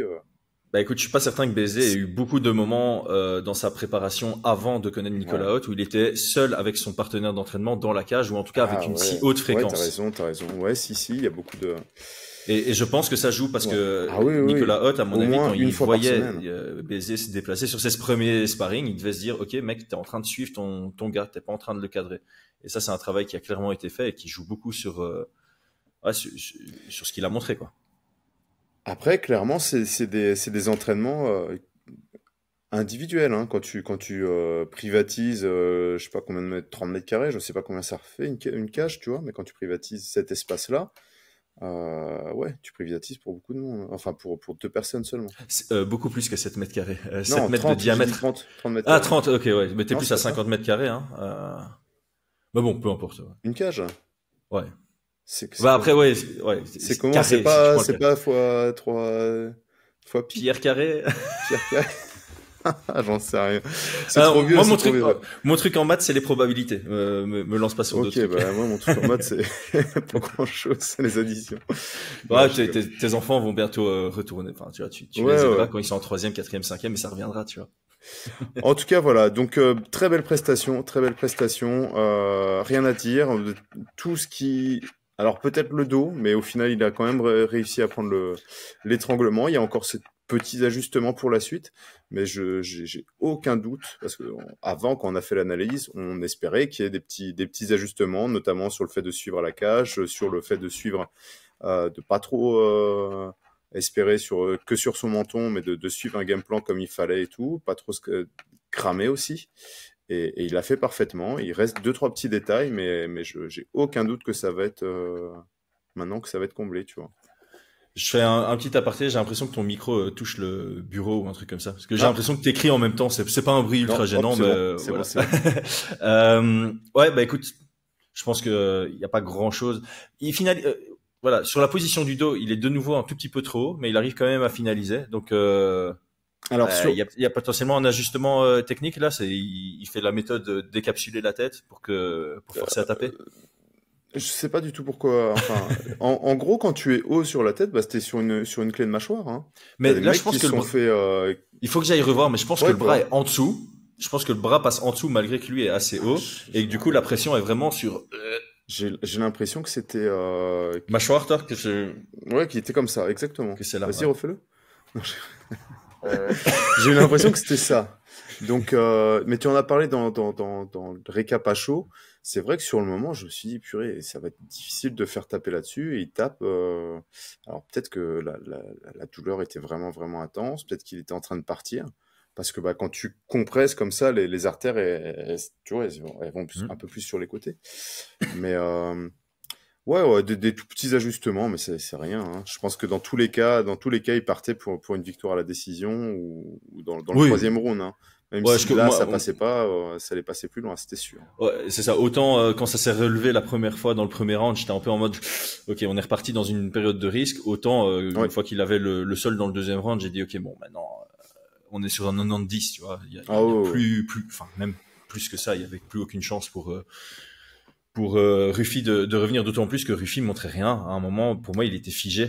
Dans le deuxième round, je l'ai trouvé figé. Ouais, bah écoute, c'est clair que franchement, on nous a quand même bien bluffé, hein. Enfin, je sais pas, on avait des rumeurs comme quoi Ruffy, c'était un crack au sol, qui s'entraînait avec les meilleurs, etc., etc. Bah, Bah, moi, c'est peut-être un peu ma question, tu vois. Est-ce que ici, BSD a réellement exposé une grosse faiblesse du côté de Ruffy, ou c'est juste BSD qui est très bon en lutte, très bon en grappling, et qui a juste été largement supérieur à quelqu'un qui est potentiellement bon au sol, mais sur lequel on peut pas encore trop évaluer. je pense que il faut pas être trop généraliste sur les étiquettes qu'on met sur les combattants. Moi, je pense qu'il est très très bon pour mettre la pression, prendre le dos, imposer la prise de dos, imposer la mise au sol. C'est pas un grand technicien de lutte. Je pense pas que si tu le mets contre un lutteur olympique ou quoi que ce soit, il tienne la dragée haute. Je pense pas que ce soit un grand technicien non plus en grappling, tu vois. Hmm. Mais voilà, il a des chemins qu'il maîtrise parfaitement. Il sait qu'à un moment donné, ça va craquer, qu'il va finir par mettre au sol. Et c'est ce qui est attendu, en tout cas, dans le MMA, tu vois. Alors, en tout Parce cas, que, ouais, il a un chemin et un schéma qui fonctionne très bien pour lui, voilà, et il l'impose sur tous ses adversaires. Et il faut pas plus. À un moment, voilà. si aucun adversaire est capable de défendre ça, bah, tu deviens champion, tout simplement. Exactement, exactement. La suite pour BSD, j'imagine que Une là liste. aussi tu as une liste. Voilà. Alors juste pour information de nouveau, hein, je vais rester sur le ranking Fight Minds parce que nous c'est déjà à jour, hein, on ne doit pas attendre mardi. Il prend 3 places, donc nous il est numéro 11, il est derrière Moicano et Paddy Pimblett. Et on va faire voilà. Dan Hooker 7, Mateusz Gamrot 8, Renato Moicano 9, Paddy Pimblett 10, Benoît Saint-Denis 11, Raphaël Fiziev, Baha Mendes, Dawson, Ziam. Qui est-ce que tu as dans la liste? Ah oui, ça c'est le ranking Fight Minds, hein, parce qu'il y a Chandler Fight qui Minds. qui est encore dans le top. Ah, mais Chandler à Fight Minds, il est même plus top 25, Ouais, mon gars. c'est bien. Ah, si, il est 23e. Il est 23e chez Fight Ah, Minds. je sais bien. Écoute, alors, combat un peu fun. Là, on a vu qu'il y a vraiment eu du boulot qui a été fait. Faut aussi mettre toutes les chances de son côté. Moi, j'aime bien l'idée d'un combat contre Chandler. Ça, c'est un combat un peu fun. Je pense que ça vend bien. Je pense que il est assez intéressé aussi par l'idée de super fight. Il en a parlé pour la ceinture BMF. Il est pas contre cette idée-là. Donc voilà, moi, j'aime bien cette idée. Ça, c'est mon... Écoute, Madison Square Garden, Michael Chandler, BSD, ça en jette. Le public international voudra ça. Ouais, mais c'est quelle date? Le 15 novembre. Ouais. 15 novembre. Chandler veut pas combattre avant 2026, donc Ah, c'est comme ça. Il va encore descendre dans le classement, hein, avec son activité. attends, derrière lui, chez Donc- nous, il y a Rafael Dos Anjos et Drakkar Klose. Bon, il est... À voir, Ouais. à voir. Il est Alors, peut-être bon, bien à ça la c'est le 23e combat place. fun. Maintenant, Ouais. on va parler des combats un peu plus réalistes. Sportif, ouais. Il y a une revanche contre Moïcano qui m'intéresse. On n'en parle pas, personne n'en parle. Il y a un moment donné, j'entends le truc, j'ai fait une erreur ceci. Ok, j'ai envie que, tu vois, on parlait de sol. Il a été exposé dos au sol et maintenant j'ai envie de voir ce que ça fait s'il est au-dessus de Moïcano, tu vois. Ça serait un Ouais. combat qui me plairait beaucoup. Cette revanche Ouais. Moïcano, surtout qu'il a, je vais pas dire mal parlé Moïcano parce que c'est un parieur, mais franchement, Oh, s'il a mal free parlé. money, put your money Il a- on Ruffy, BSD, shit. Ouais, non, il a, Non, ouais, il a mal ouais. parlé, il a mal parlé. Ouais. Donc, revanche Moïcano, je trouve que sur le plan sportif, il y a quelque chose à prouver. Il y a quelque chose à prouver. Il y a Ouais, vraiment ouais, quelque ouais, chose ouais. à prouver. Il y a une revanche sur Moïcano, tout simplement, sur la vie aussi, tu vois. Et sportivement parlant, ça me plaît beaucoup. Mhm. J'aime bien. Et j'aime bien le côté innovant aussi parce que personne n'en parle. Tout le monde parle de ses call-outs. Je pense que Tsaroukian, non, Tsaroukian est trop haut au classement. Il fait sa diva sur ses choix, je pense, pour l'instant. Donc, il accepterait pas. Par contre, Mateusz Gamrot, ils se sont cherchés. Je crois que ça peut se faire. Ouais, ça, c'est les deux combats qui m'intéressent le moins au final, tu vois. Ok. Et puis, en parlant, c'est les Est-ce que Pimblett, enfin, encore une fois, Pimblett, c'est peut-être irréaliste d'y penser. Moi, j'aime bien l'idée. J'aime beaucoup l'idée. Alors moi sur les deux combats, les deux autres, j'ai mis Pimblett et j'ai mis Dan Hooker. Ouais. Et en combat test peut-être avant, Dariush? ouais, Ouais. avant les deux très bons grappleurs, un Dariush, je pense que c'est pas mal. À un moment, t'en parlais, je pense que c'est quand on faisait peut-être les hypothèses de l'UFC Paris, il y a 5-6 mois. Tu disais que une revanche sur le style de combattant, ce serait contre Benil Dariush. Suite à sa défaite contre Moïcano, ce serait bien qu'il puisse gagner contre Dariush pour montrer qu'il a travaillé sur ses faiblesses qui ont été exposées par Moïcano. Donc c'est un combat qu'on aime bien, on en a déjà discuté. Pimblett, en termes de hype, ce serait exceptionnel. J'espère que ça pourra se faire un jour, vraiment. Et ouais, donc en gros, pour baiser, beaucoup de bonnes options. Ouais. Comme l'a dit Nicolas Haute dans son interview chez La Sueur, pas contre La Sueur, chez les amis de La Sueur, l'UFC a pas l'air de vouloir faire de cadeaux à BSD. Donc ouais, il y a moyen que le prochain nom soit un gros nom et ce serait logique. Mais ça, j'ai pas compris. En même temps, il n'y a pas de cadeau dans la division des lightweight. Non, mais tu vois, t'as des gars qui ont un peu de hype et tu vas les mettre dans des combats favorables, surtout quand t'as envie de les reconstruire suite à une défaite. Là, BSD, après sa double défaite, sa double lourde défaite, tu lui proposes Joël Alvarez. Ouais. Entre guillemets, finalement, il a un combat de relance contre Prépolek, mais c'est le contexte qui fait ça. Et au final, après Prépolek, tu lui proposes Rufi qui avait sa hype. Donc au final, et il était gros underdog quand même, enfin underdog modéré, donc pas de cadeau quoi. Bah, quand tu vois ce qu'il a fait à Rufi, tu peux dire que c'était un cadeau, tu vois. Peut-être qu'il aurait fait la même à Joël Alvarez et peut-être qu'il va affronter Joël Alvarez, ça va être la même et qu'on se dira, bah, et franchement, ils l'ont mis bien, tu vois. Ouais. Après, c'est vrai que, comme tu dis, tu regardes cette division, il n'y a pas de cadeau, quoi. C'est quand même, Il y a- c'était quand même une opposition de style. Je pense qu'il y avait Ouais. pire, Il y avait pire à faire. De il y avait l'UFC, pire il à y avait faire pire à comme faire. match-up, tu vois. On est d'accord. On est Euh, d'accord. Enfin voilà, moi ce serait Moïcano, j'aimerais bien une revanche. Peut-être pas le prochain, mais à un moment donné, je pense qu'il faudra remettre les pendules à l'heure, tu vois, et je pense que ce serait un très très beau combat et une vraie progression. Dariush, avant de passer sur Arman ou sur Gamrot, je pense que c'est un bon test. Ça Mhm. permettrait aussi de faire les ajustements, de continuer à progresser. Et il en a parlé, Dan Hooker. Dan Hooker, c'est pas mal aussi, mais je pense qu'il est un peu trop dans le classement et enfin quoique, Ouais. je sais pas du tout les Bah, résultats. Dan Hooker avait dit que maintenant qu'il est de nouveau proche du top 5 ou dans le top 5, je sais pas où est-ce qu'il est à Ouais, l'UFC. top Chez nous, 5, il est hein. 7, mais il est numéro 5. Ouais, il veut plus prendre de risques sur son manager, enfin, Ah sur si. ses choix de combat. Donc, je le vois pas spécialement accepter un BSD, mais sait-on jamais sur une belle opportunité. Pourquoi pas? Main event, Nassourdine Imavov qui vient remporter son combat contre Caio Borraio. Combat, comme je l'ai dit, hein, moi, l'intensité, le rythme, c'était celui auquel je m'attendais.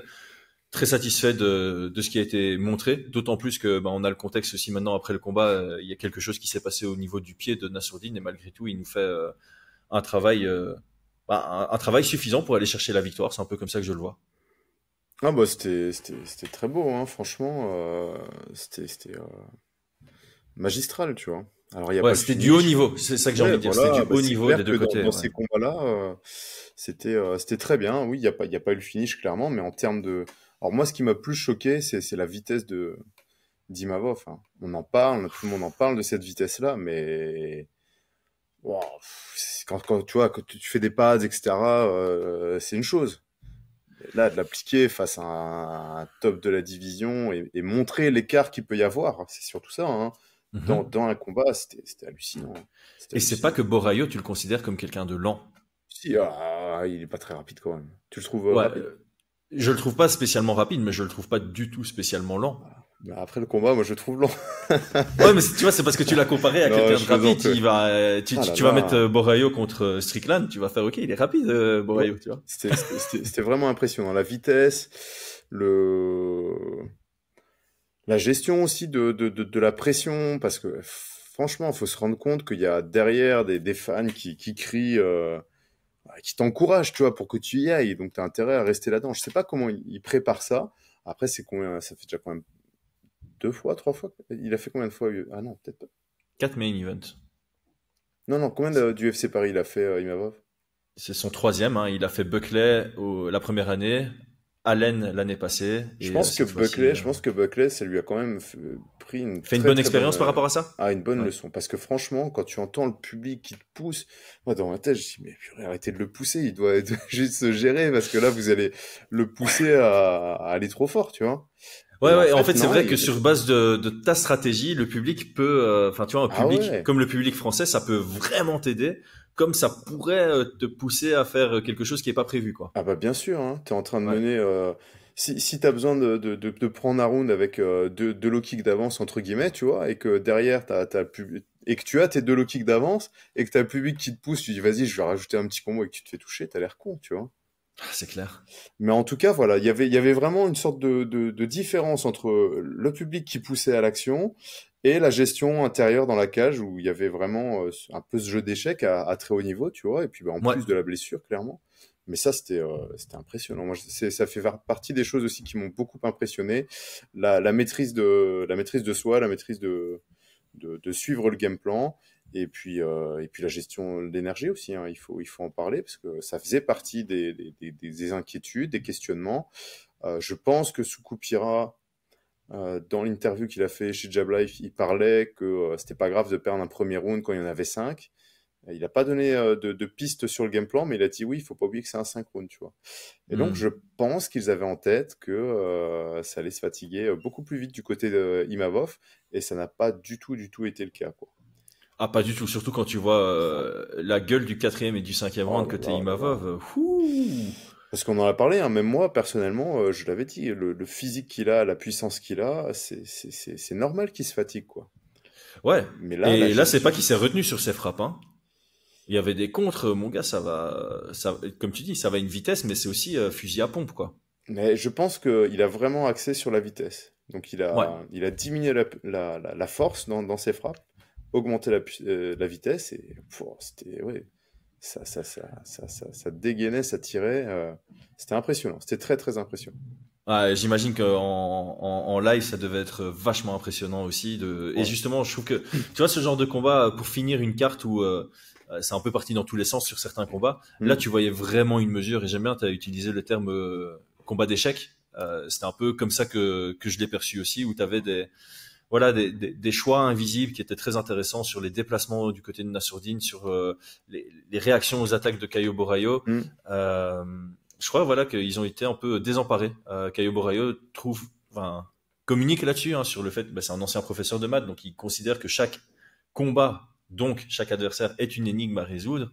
Et je pense que Nassourdine s'est rendu quasi impossible à résoudre pour Caio Borraio. Ouais. Et c'est une des raisons pour laquelle il emporte ce combat aussi, parce qu'il n'y a pas que imposer tes forces, il y a aussi limiter les forces de ton adversaire. Et je pense que dans ce combat, il y a eu un peu des deux. Mais je pense aussi que, tu vois, je t'avais déjà dit hein, que je trouvais que Sukubira, il y avait un côté un peu la forme, tu vois. Il n'y avait pas forcément le fond, mais des belles phrases, des images, des trucs. Je trouve que ça parle beaucoup et je comprenais pas trop le sens de certaines choses, tu vois.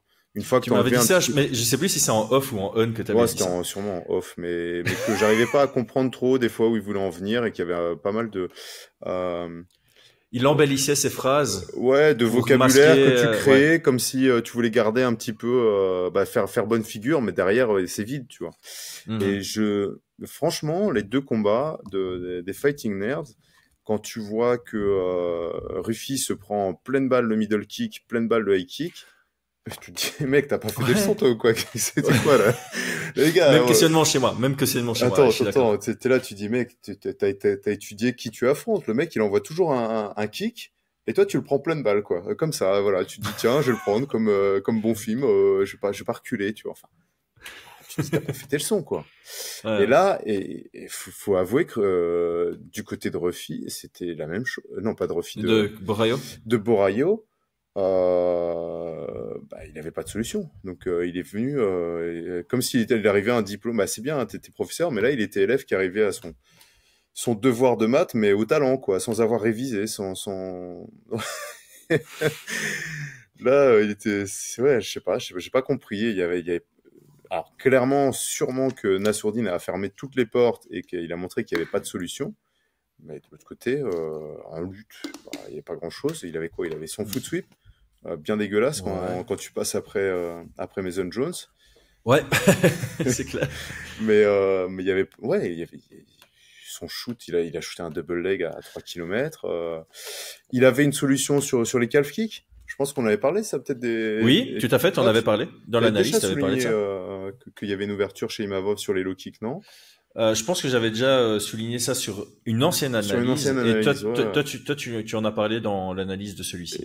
Et il a utilisé une fois, deux fois, ça touchait bien. Et puis, après, je sais pas, il Ouais, en était fait, aux abonnés absents. il me semble, pendant le combat, il me semblait avoir vu en bas à gauche de l'écran qu'il y en a 17 qui étaient passés à un moment du combat pour Borreo, mais là, je vois sur UFC Stats qu'en fait, il y en a 13 sur 19 qui sont passés. Donc, Sur les, clairement pas assez. Clairement pas assez. En fait, il y a eu plein de fois où il y a des ouvertures, ça touchait bien, et puis il réexploitait pas derrière, quoi. Ouais, en fait, ouais, Pas de, je trouve que c'est peut-être ce qui manquait chez Caio Borreo, c'est que t'as l'impression qu'il avait son plan A, il a pas fonctionné, il avait pas de ah plan ouais. B, Même le et plan A, même quand il y a des trucs qui fonctionnaient, ça c'est un peu passé aux oubliettes sur certains moments. ouais.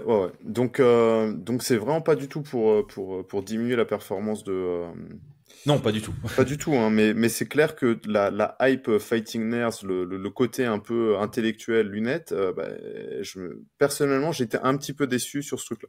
Je m'attendais vraiment à voir un peu plus d'opposition stratégique, tu vois. Un Mhm. peu plus un deuxième round un peu plus serré ou un premier round un peu plus serré où il fallait faire des réajustements dedans, tu vois. Là, j'ai eu l'impression qu'ils sont venus voilà, au talon. En tout cas, à l'international, clairement, il y avait la hype du côté des Fighting Nerds, et là, ça s'est fait éteindre par le même coach, et donc ça, c'est très bénéfique pour Nicolas Hodge. Je sais pas si tu veux encore dire quelque chose sur le main event, ou si on peut passer sur ce sujet aussi général, Nicolas Hodge.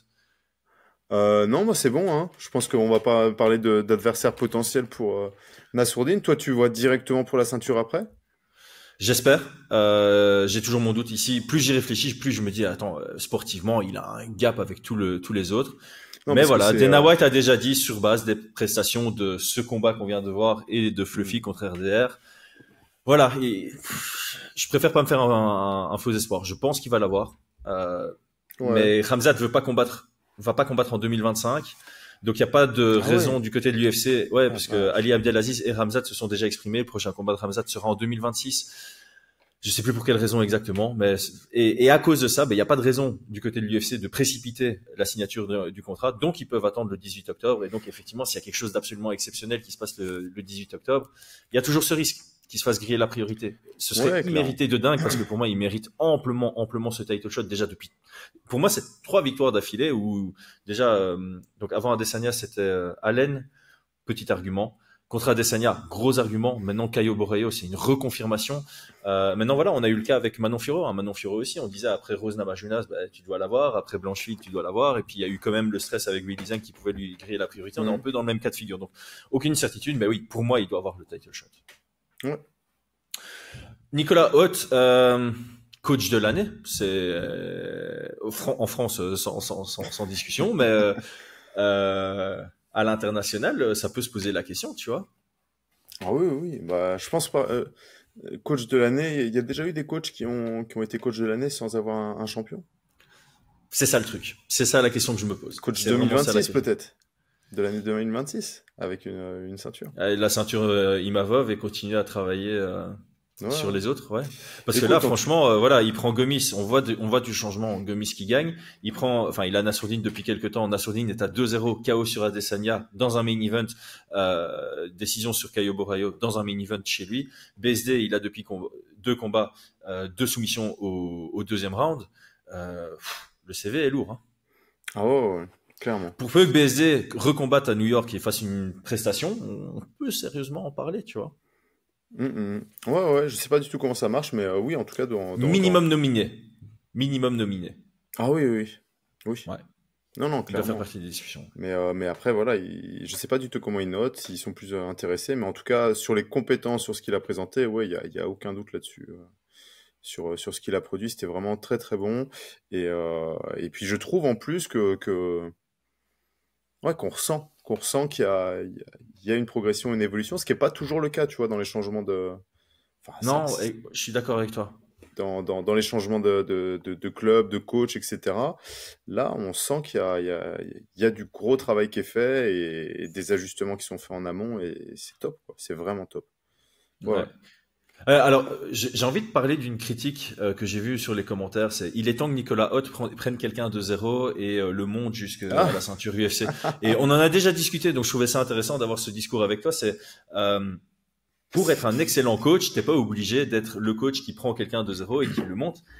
Les coachs qui sont capables de prendre des produits quasi finis et de les rendre finis et de faire en sorte qu'une carrière qui est top 15, on flotte autour du top 15 et puis on pique dès le moment où tu me rejoins, c'est exceptionnel. Enfin, ça fait partie d'être un bon coach. T'es pas obligé d'être capable de former quelqu'un de A à Z pour être considéré comme un excellent coach. bah je sais pas, on pourrait créer une sorte d'expression comme ça. T'as les coachs formateurs hein, qui vont Ouais. former des athlètes de zéro à un certain niveau, et puis bah, des coachs performateurs, de coachs de performance, tu vois. Performateur. Je sais J'aime bien pas parce si que ça du coup, t'as existe. formateur. Non, mais on l'invente. On Fight Minds l'invente, peut voilà. inventer Ouais. des expressions. Tu es C'est dans pas, l'œuf, tunnel du lutteur. Formateur, performateur. J'aime beaucoup. En tout cas, voilà, des coachs de performance. Donc, tu as des produits, entre guillemets, finis qui ont été Formé. formés Voilà. et tu as beaucoup plus de temps pour faire de l'individuel, pour regarder les petits ajustements à faire, les petits détails, savoir leur parler et tout. Et ça, c'est des compétences qui sont différentes. Alors oui, clairement, ceux qui sont mis dans la lumière, ce sont les coachs de performance. Donc effectivement, Trevor les coachs Whitman. qui ont Ouais. fait monter, c'est un petit peu les derniers roues de la carrosse, du carrosse. C'est un petit peu ça. Effectivement, moi personnellement, je pense que c'est vraiment un gros travail d'être coach de formateur, surtout Mhm. surtout quand tu fais monter beaucoup de monde, parce que coach formateur, t'as 50 gars qui passent, t'en fais monter un, bon, bah voilà, c'est bien, mais t'en as 50, t'en fais monter 30, c'est complètement différent en termes de compétences, tu vois. Ouais. C'est pas du tout la même chose. Bah, en fait, t'as un peu l'exemple Matt Hume qui a fait monter Mighty Mouse de 0 à Mais il en a qu'un. List. Mais voilà, Matt Hume, je l'ai pas vu dans d'autres coins. Voilà. Donc il faut connaître, il faut savoir où on en est dans son positionnement. Moi personnellement, je préfère être un coach formateur, faire monter. Je sais que à un moment, eh bien, l'objectif c'est de faire monter des gars, mais à un moment ils devront aller sur des coachs de performance parce que bah, ça demande du temps. Ou alors c'est peut-être qu'un jour bah, j'aurai suffisamment de gars performants pour passer de l'autre côté de la barrière, mais il faut pas tout mélanger, tu vois. Et pour faire les deux, et potentiellement faire les deux parce que certains savent le faire, mais à un moment, si tu veux être spécialiste, tu peux aussi te concentrer effectivement sur soit de formateur, soit de performateur. Et au final, Nicolas Hott, les gens ont la critique facile, mais Delphine Benoëch, il est en train de la former. Et on commence à discuter d'elle comme étant aux portes de l'UFC. Donc il est en train de prouver cette capacité de former aussi du début. Je sais pas du tout s'il l'a depuis le début. Je crois qu'il l'a depuis en tout cas très Ouais, longtemps, suffisamment longtemps oui, pour oui. dire que voilà. Ouais, bien sûr. En tout cas depuis le niveau amateur. Donc, Mais voilà, en tout cas, bah, on verra avec la nouvelle salle. Mais je ne pense pas qu'il ait besoin d'être un coach formateur, prendre quelqu'un pour prouver quoi que ce soit. Au contraire, je pense il a les compétences pour faire briller, pour polir un petit peu les diamants, tu vois, pour faire du détail, etc. Et c'est là-dedans qu'il excelle. Si à un moment donné, bah, parce que voilà, c'est pas facile, hein, coach de performance, de coacher des athlètes de haut niveau avec leur ego, enfin, leur caractère, tu vois, l'individualisme qu'il doit y avoir, le stress que ça crée aussi les combats, les attentes, enfin, t'es exposé, hein, t'es vraiment exposé, tu vois. Donc, peut-être qu'un jour, il aura envie de se remettre à la formation de A à Z, peut-être, hein. Mais je pense pas que ce soit dans ses plans, parce que dans l'interview avec la sueur, il dit clairement que lui, il va donner plus de temps à ceux qui sont plus hauts dans sa carrière. Donc, il va vraiment se concentrer sur la performance. Et son club sera probablement formateur aussi, mais il va déléguer ça à quelqu'un de confiance. Peut-être un Kian Boulan, j'en sais rien. Non. non, ça va pas. Je vais pas aller m'installer à Paris ou des trucs comme ça. Là. Je reviens, c'est super beau, mais franchement, T'es bien chez nous. T'es mieux chez nous. Ah non, c'est très beau Paris. Franchement, c'est magnifique. C'est pas très propre, quoi. Il y a des endroits, c'est pas très propre. Je suis désolé, ça me pue la piste des fois. C'est un peu pénible. Mais par contre, c'est incroyable. Je suis pas très Paris. Hein. Moi, je suis province. Quand je rentre en France, je vais jamais à Paris. Je vais vraiment dans la province, tout simplement. Mais je comprends les Parisiens qui aiment Paris parce que c'est quand même magnifique, quoi. Il y a des endroits, c'est sublime. On va passer au reste de la carte? Ouais. C'est très rapidement parce que là, on a passé l'heure, là. Oui. Donc on va faire très rapidement. Je propose qu'on commence par Cao Fernandez. Écoute, je l'ai dit à ceux qui étaient sur place, donc j'étais déçu hein, que Fares ne soit pas sur la carte. Mais je vous avoue que j'aime beaucoup Cao Fernandez, je le connaissais pas jusqu'au combat de Gouran, annoncé, Kutateladze, et je me suis dit, wow, ce gars-là, c'est incroyable ce qu'il fait. J'aime beaucoup le style karaté. Et la performance qu'il a fait, je sais pas trop comment expliquer ça, quoi. 2 low kicks, le combat est terminé, de plus de jambes. C'est la première fois que je vois ça. Enfin, je sais pas si t'as souvenir, toi, d'un mec qui met des calf kicks et le gars, il en prend 2, il bouge plus. Bon, il y en a eu 10, mais c'est réparti sur les 2 jambes. Mais allez, chez les lightweight au premier round, comme ça, Gutiérrez a fait quelques combats où c'est low kick, tu dis ouais. Pat Barry était connu pour les gros low kicks, mais ça c'est les low kicks à la kickboxer. Non, je te parle vraiment de calf kick ou c'est impressionnant, hein. Ouais. C'est le premier qui me vient en tête comme ça quand on parle calf kick chez les petits poids, quoi. C'était impressionnant, c'était vraiment impressionnant. Donc Cao Fernandez, je pense que tout le monde qui a regardé le combat, je pense que tout le monde est d'accord de dire on va avoir un œil sur lui. Surtout si vous avez vu les 2 derniers combats, à un moment donné, voilà, il faut être capable de repérer ce qui va se faire de mieux dans la KT. En tout cas, moi, c'est bon. Et d'ailleurs, tu peux faire Fares Ziam contre Cao Fernandez dans pas trop longtemps. Hein. Je crois que Cao Fernandez, il sort du combat, il est frais pour recombattre. Ziam, c'est pas une blessure qui le retire du combat, donc tu peux taper ça à Abu Dhabi. Moi, je suis chaud, tu vois. Sur la même carte que Cyril Gane, comme ça on a un deuxième français, tu vois. Ouais. Je suis chaud, mais pour rassurer. Bah, en tout cas, maintenant, les cotes de Paris vont se rapprocher de celles que nous, on avait données, où on disait ça manquait de respect sur K.O. Fernandez. Et j'espère que maintenant, les gens qui disaient, ouais, non, les gars, par contre, Ziam, ultra favori et tout, maintenant, je pense que les gens sont d'accord avec nous. Si tu l'affrontes, tu esquives ces low kicks, tu fais pas comme Harry Hardwick, ouais. Comme Harry Hardwick, là, purée, il a pris low kick, il est encore en train d'avancer. Qu'est-ce qu'il fait, quoi? C'est sa manière de combattre. Ouais, mais il y a un moment, tu dois changer. Tu sais que le gars, il coupe des jambes, tu laisses pas tes jambes, tu vois. Ouais. Enfin, ouais. Bon, très rapidement, du coup, Paul Craig prend sa retraite, donc petit hommage à lui, merci pour la carrière, voilà, c'est le bon moment. Tu voyais qu'il voulait plus. Moi, je trouve que dans le combat, tu voyais qu'il voulait plus. Modestas m'a fait un peu peur, il était vraiment à la recherche du finish, ce qui était pas spécialement stratégiquement le truc à faire, mais il l'obtient, KO assez chaud. Ante Delija, belle entrée en matière, j'ai envie de le voir contre Pavlovich. Clairement, très très belle entrée en matière. Il était vraiment très ému. J'étais assez étonné d'ailleurs qu'il soit autant ému, parce que c'est quand même un gars qui a une sacrée carrière, tu vois, mais bon, ça lui tenait à cœur. Je pense qu'il sera Thomas Pinal qui pleure aussi, très ému d'entraînement. Il devait y avoir de l'attente, je pense. Mais tu sais, quand je t'ai parlé, il y a eu un combat qu'il a perdu et je me dis, qu'est-ce qu'il a fait ce type-là? Je pense qu'il y a peut-être eu des moments dans sa vie où ça allait pas. Hein, peut-être potentiellement, ouais. Et c'est peut-être pour ça qu'il y a autant d'émotions.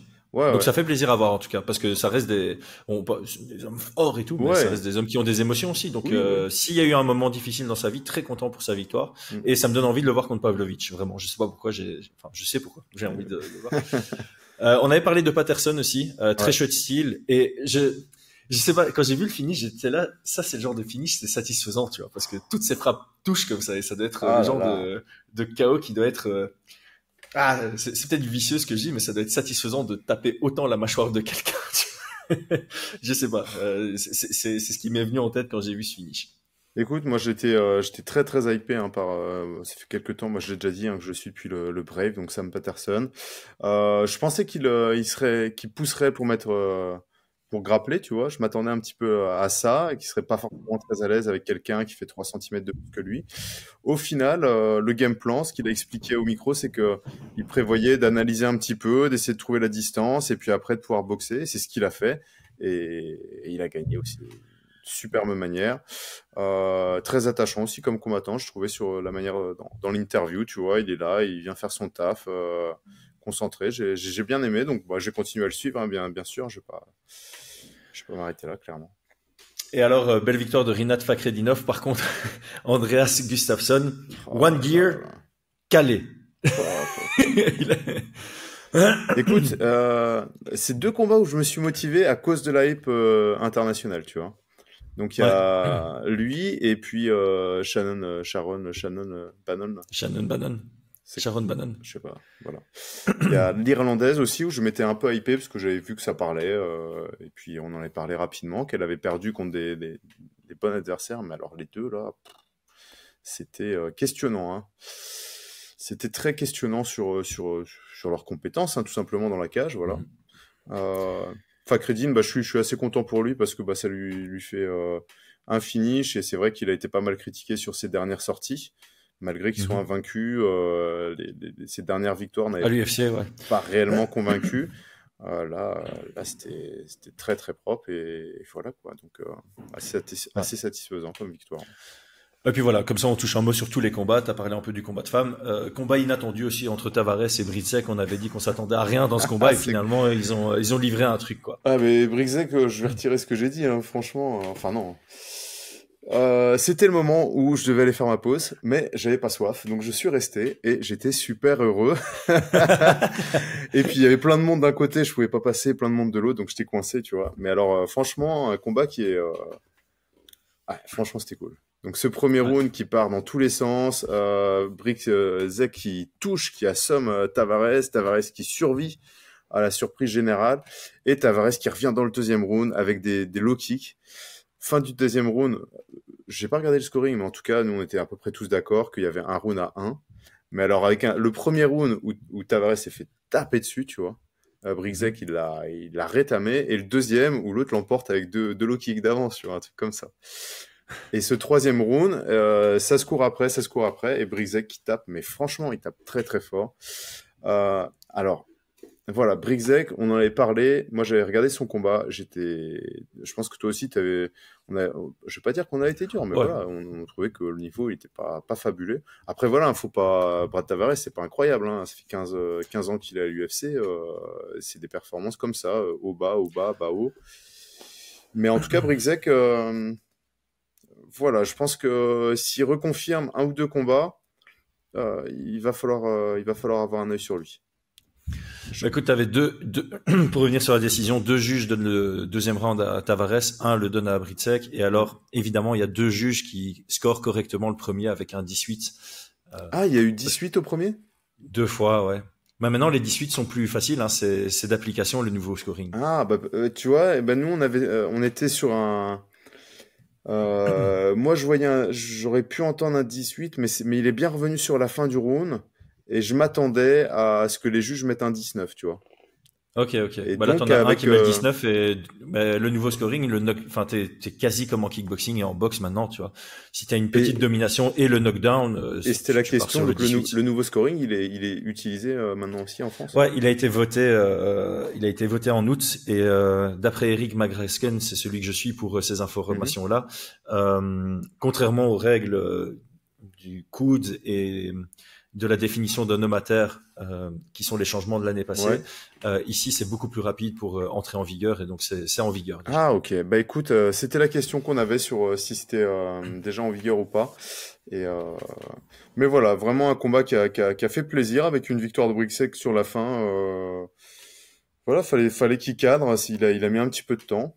Mais en tout cas, pour le spectacle, c'était cool, quoi. C'était vraiment cool. Et je vais quand même garder un petit œil de loin. Je vous avoue que la première prestation de Brixec m'avait vraiment, je me suis dit, qu'est-ce qu'il faut à l'UFC? Là, par contre, voilà. c'est pas, dans cette division-là, on va regarder. Petit œil. Voilà, on va regarder un petit œil. Parce qu'en fait, son palmarès, il a beaucoup de finish, hein, sur les premiers rounds avant d'arriver à l'UFC. Donc, on aura un petit œil. Ben voilà, moi j'ai un petit mot de la fin. Je voulais remercier Thomas, notre monteur, qui a fait un excellent taf hier pour que on puisse livrer 3 récaps à chaud de moi en solo pendant la soirée et qui va faire de nouveau un très beau montage pour que celui-ci soit en ligne demain midi. Là, il est dimanche 17h30. Et alors aussi, merci à tous les participants de Fight Minds Experiences. Brian m'a déjà fait un retour comme quoi l'ambiance était au top. Ouais, et j'en profite pour remercier Basile, qui est la personne que personne ne connaît chez Fight Minds, mais qui s'occupe de l'organisation des Fight Minds Experiences. Donc, Basile, merci à toi aussi. Brian, merci aussi à toi d'avoir libéré 1h30 pour pouvoir faire ce récap en ce dimanche. Les amis, merci à tous. Brian, merci à toi. Ouais, merci à tous, hein. Ciao tout le monde. Ciao. Merci à toi d'avoir regardé la vidéo jusqu'au bout. Nous en profitons pour rappeler que nous sommes ambassadeurs des marques Nutrimuscle et Oko. Cela signifie que si tu achètes chez eux en passant par nos liens, tu aides la chaîne à se développer. Nutrimuscle a une mission claire: rendre la nutrition sportive accessible en respectant les plus hauts critères de qualité. Chaque ingrédient est sélectionné pour préserver leur pureté et chaque produit se limite au minimum d'ingrédients nécessaires. Rejoins Morgan Charrière, Benoît Saint-Denis et Fight Minds dans la team Nutrimuscle en profitant d'une réduction via notre code promo NMA_FM5. Le lien vers leur site est en description de cette vidéo. Oko produit des gourdes filtrantes éco-responsables. Le filtre Oko traite l'eau pour la purifier et la rendre saine à la consommation. Les polluants, pesticides, métaux lourds, mauvaises bactéries et autres contaminants sont efficacement filtrés. La gourde Oko a un côté ultra pratique et aussi économe. On arrive à 10 centimes le litre d'eau, voire moins, grâce à notre code promo FMOKO qui offre 10% de réduction.